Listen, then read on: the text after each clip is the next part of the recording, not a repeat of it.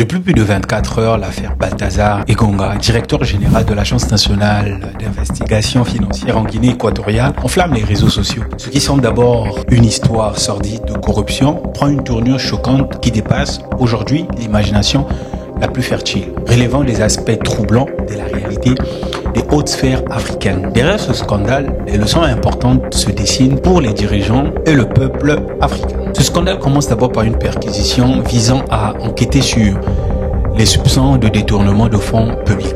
En effet, Balthazar Engonga, profitant de sa position stratégique, aurait abusé, d'après les services de sécurité en Guinée équatoriale, des ressources de l'État pour son propre confort, accumulant des privilèges luxueux. Pendant, les enquêteurs ont fait une découverte glaçante, disques durs contenant plus de 400 vidéos compromettantes montrant Balthazar dans des états sexuels divers capturés dans des lieux aussi insolites que son bureau, toilette publique, on ne sait pas trop si c'est son salon ou le salon de son bureau, à la plage et dans bien d'autres endroits. La diffusion d'extraits de ces vidéos plonge actuellement les familles équato-guinéennes dans l'angoisse, craignant de voir le visage d'un proche apparaître dans ces enregistrements. Cette affaire va au-delà de l'intimité de Balthazar. En effet, de nombreuses spéculations circulent autour des identités de ces femmes dont certaines seraient des épouses des hauts responsables de l'État. Bien que ces informations soient encore à vérifier, la situation révèle une fois de plus la faiblesse des institutions qui gangrènent plusieurs pays africains, où des hommes de pouvoir se croient très souvent des intouchables. Quelles sont donc des leçons à tirer de cette affaire de Balthazar Engonga? Eh bien, il faut savoir déjà que l'affaire de Balthazar n'est pas un incident isolé et elle offre des leçons percutantes qui devraient éveiller les consciences. Donc, voici quelques réflexions pour comprendre la portée de cette affaire et son implication pour les institutions africaines. Déjà là, nous sommes face à une pathologie de l'abus de pouvoir qui est très évidente car ce scandale n'est pas unique en Afrique. Des individus comme Balthazar existent malheureusement dans les hautes sphères des gouvernements de nos différents pays africains, profitant de leur statut pour jouir des privilèges excessifs. Le cas de Balthazar démontre avec une clarté tangente la corruption et l'impunité qui rangent les institutions en Afrique. Il est difficile d'imaginer qu'un seul homme puisse entretenir des relations avec autant de femmes sans user de son pouvoir, de sa position et de son argent. Cela met aussi en lumière la fragilité des institutions africaines et justifie pleinement les paroles de l'ancien président américain Barack Obama qui disait que l'Afrique n'a pas besoin d'hommes forts, mais plutôt d'institutions fortes. Sans une gouvernance institutionnelle efficace, les individus puissants continueront à considérer qu'ils sont intouchables et à abuser de leur position, ruinant ainsi l'intégrité des structures administratives africaines. Deuxièmement, nous avons là face toujours à un abus de pouvoir et à la potentielle mise en danger de la santé publique. Comme vous pouvez le constater avec moi, que l'aspect sanitaire de cette affaire ne peut malheureusement pas être ignoré. Car au-delà de la moralité douteuse de l'auteur de ces faits, les soupçons d'une propagation volontaire de maladies sexuelles surgissent. Et le procureur général en Guinée équatoriale envisage d'ailleurs des poursuites, d'après certains médias, des poursuites judiciaires, non pas pour des relations elles-mêmes, mais pour la mise en danger de la santé publique. Dans ce contexte, cette affaire pourrait révéler une dimension criminelle aggravée si l'on arrive bien sûr à prouver que des maladies ont été délibérément transmises. Cela rappelle qu'un comportement irresponsable et égoïste de la part d'une figure publique peut affecter des centaines de vies, illustrant une nouvelle facette des dangers que représente l'abus de pouvoir dans nos sociétés. Troisièmement, nous sommes face à une réalité qui n'est autre que la part du gain.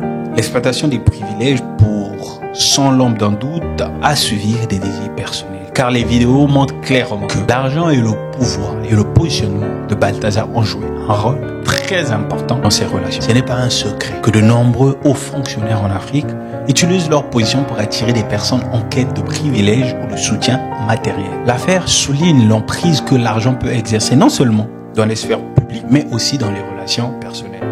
Bien qu'il soit injuste de généraliser, ce cas montre que l'accès facile aux ressources de l'État alimente la dégradation morale et le détournement de l'administration au profit des intérêts purement personnels. Il y a plusieurs conséquences à tirer de cette affaire et la première, c'est beaucoup plus familiale et sociale car les répercussions de cette affaire dépassent le cadre juridique et institutionnel.